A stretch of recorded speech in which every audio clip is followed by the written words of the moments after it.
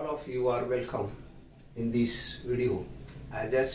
In this video we are going to learn how to use continuous present tense. अर्थात आपल्याला वर्तमान काळातील दुसरा प्रकार म्हणजे कंटिन्युअस प्रेझेंट टेन्स चालू वर्तमान काळ कसा वापरायचा, कसा लिहायचा याबद्दल या व्हिडिओमध्ये आपल्याला माहिती घ्यायची आहे. तर पहिल्यांदा या काळाचं स्ट्रक्चर म्हणजे रचना काय आहे ती आपण पाहूया. यस अधिक am is are. Am is are काय आहे? टू बी ची हेल्पिंग वर्ब्स आहे, म्हणजे टू बी ची सहाय्यकारी क्रियापदे आहेत. ते घेतल्यानंतर अधिक व्ही आय एन जी म्हणजे क्रियापदाला आय एन जी प्रत्यय लावायचा आहे आणि त्याच्यानंतर मग ऑब्जेक्ट घ्यायचा आहे. वाक्य क्रियापदाला आय एन जी प्रत्यय लावण्यापर्यंत सुद्धा होऊ शकतं, पण आपल्याला ऑब्जेक्ट सुद्धा या वाक्यामध्ये घ्यायचा आहे. आता बघूया या काळाचा उपयोग कधी करतात. तर उपयोग असा आहे, वर्तमान काळात क्रिया चालू असल्याचे सांगण्यासाठी या काळाचा उपयोग करतात. वर्तमान काळ म्हणजे सध्याची वेळ. सध्याच्या वेळेमध्ये एखादी क्रिया चालू असेल तर त्यावेळेस या काळाचा उपयोग करतात. आता ही सध्याची वेळ आहे. मी आपल्याला टेन्स बद्दल मार्गदर्शन करतोय, टेन्स शिकवतोय, म्हणजे माझी शिकवण्याची क्रिया चालू आहे.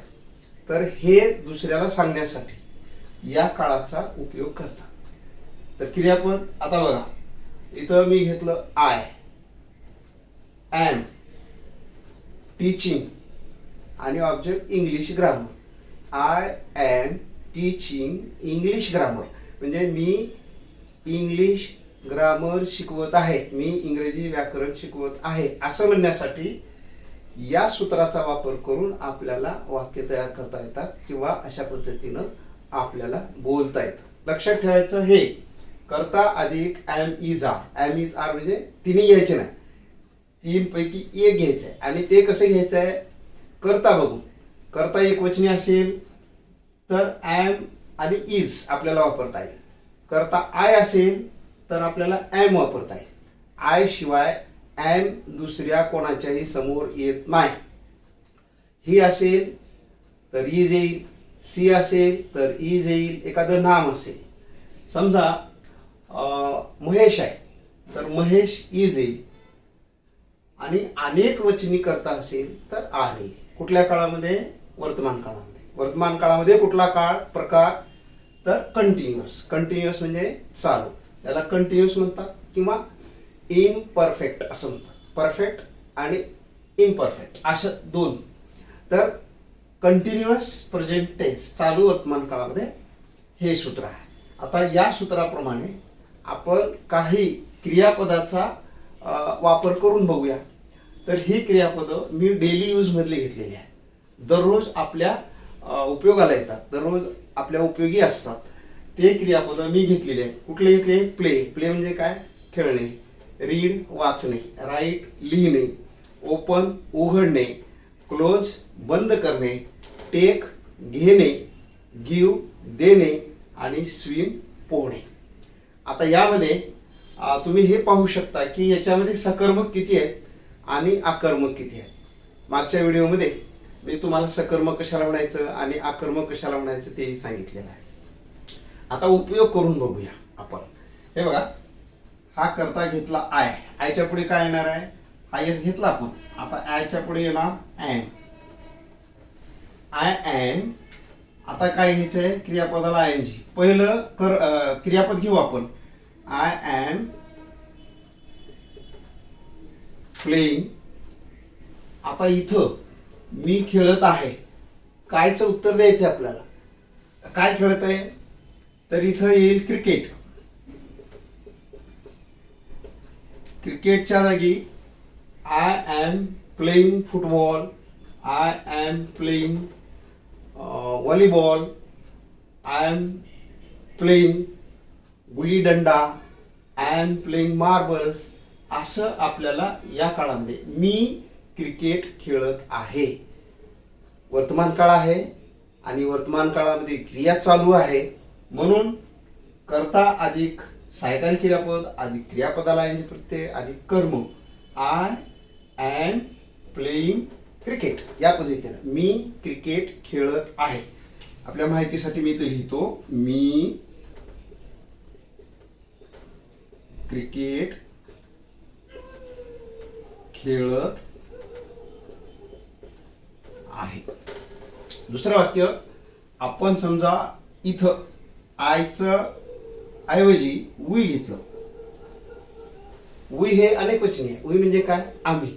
आम्हीच्या पुढे एम येणार नाही, आम्हीच्या पुढे इज येणार नाही, आम्हीच्या पुढे काय येईल? आर. तर हे आर आपण इथे घेऊया. We are. आता हे रीड घेऊया आपण. READ ING लावू याला. We are reading. We are reading a story. आम्ही एक गोष्ट वाचत आहोत. या पद्धतीनं वीच्या पुढे आर ई क्रियापदाला आयएनजी प्रत्यय येईल आणि त्याच्या पुढे ऑब्जेक्ट येईल. ईचा कसा उपयोग करतात? समजा इथं ही आहे, सी आहे, किंवा एखादं नाव आहे. एखादं नाव म्हणजे आपण इथं घेऊया महेश. आता ही सी आणि महेश याच्या पुढे येणार आहे इज. आता इथं या सगळ्यांच्या पुढे एकदाच नाही, हिच्या पुढे इज येईल, सीच्या पुढे इज येईल आणि महेशच्या पुढे इज येईल. अशा पद्धतीने आता आपण घेऊया इथं इज. इज का? तर ते एक वचनी आहे. He is. आता तिसरं घेऊ आपण, हे राईट. राईटला आयएनजी प्रत्यय लावूया.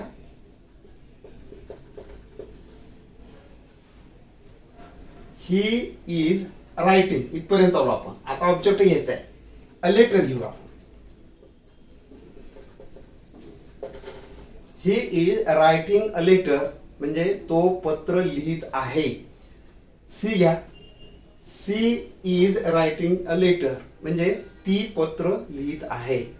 आणि Mahesh is writing a letter म्हणजे महेश पत्र लिहित आहे. असं आपल्याला एवढी क्रियापदं चालवायची आहे. आता आपण हे राईट घेतलं, open. Mahesh is opening the door. आता क्लोज घ्या. She is closing the window. Take घ्या. She is taking a book. ती पुस्तक घेत आहे. त्याच्यानंतर गिव घ्या. He is giving the money. तो पैसे देत आहे. आता स्विम आहे. He is swimming. पुढे ऑब्जेक्ट येणार नाही. काय येणार नाही? स्विम आहे. स्विम हे अकर्मक क्रियापद आहे. मग तिथं काय म्हणावं लागेल आपल्याला? He is write. He is swimming. Please सांगा where. He is swimming in the river. He is swimming in the well. आता मी तुम्हाला हे ए वापरणं आणि द वापरणं याच्यावरती आपला अगोदर एक सेपरेट व्हिडिओ झालेला आहे आर्टिकल्स म्हणून. ए, एन आणि द किंवा दीचा कुठं उपयोग करतात तर ते मी तुम्हाला मागच्या व्हिडिओमध्ये सांगितलेलं आहे. मी बोलताना असं म्हणालो, एक वेळा द म्हणालो, एक वेळा दी म्हणालो. ज्या सामान्य नामाची सुरुवात ए, ई, आय, ओ, यू ने होते म्हणजे स्वरानी होते, त्याच्यापूर्वी जे उपपद असतं, आर्टिकल असतं, तिथं दी म्हणायचं. आणि जे स्वराला सोडून व्यंजनाने सुरुवात होते सामान्य नामाची, तिथं द म्हणायचं. उच्चार करत असतात. एक द आणि एक दी. स्वराने सुरुवात होत असेल दी आणि व्यंजनाने सुरुवात असेल तर द. तर या पद्धतीने एक वेगळा व्हिडिओ अगोदर घेतलेला आहे आर्टिकल्सवरती. ए कसं वापरायचं, एन कसं वापरायचं आणि द कसं वापरायचं आणि उपपद कुठं वापरायचं नाही याच्याबद्दल माहिती दिलेली आहे. त्यानंतर मी असं म्हणालो की in the river. Mahesh is swimming in the river. हे जे इन द आहे, हे बघा मी प्रत्यक्ष वाक्य लिहितो. Mahesh is swimming in the river. Mahesh नदीत पोहत आहे. हे जे इन आहे हे इन प्रिपोजिशन आहे. याच्यावरती एक मागे व्हिडिओ झालेला आहे, प्रिपोजिशन्स कसे असतात, त्याचा उपयोग कसा आहे, याच्यावरती एक सेपरेट व्हिडिओ आहे, तो आपल्याला बघावा लागेल. आणि द हे आर्टिकल आहे. आर्टिकलवर एक सेपरेट व्हिडिओ याच्या अगोदर केलेला आहे, तोही आपल्याला बघावा लागेल. म्हणून टेन्स शिकत असताना, ऍक्टिव्ह स्पेशलिस्ट शिकत असताना, डिग्री शिकत असताना, त्याच्यानंतर डायरेक्ट इनडायरेक्ट शिकत असताना, या ज्या सगळ्या गोष्टी आहेत ह्या बेसिक आहेत. ह्या जर आपल्याला समजल्या नाही, याची जर आपल्याला प्रॅक्टिस किंवा पक्की ओळख झाली नाही, तर याचा उपयोग आपल्याला वाक्यात करता येणार नाही. म्हणून आपल्याला आर्टिकल्स बघायचे, प्रिपोजिशन बघायचं आहे, आणि त्यानंतर मग हे टेन्स.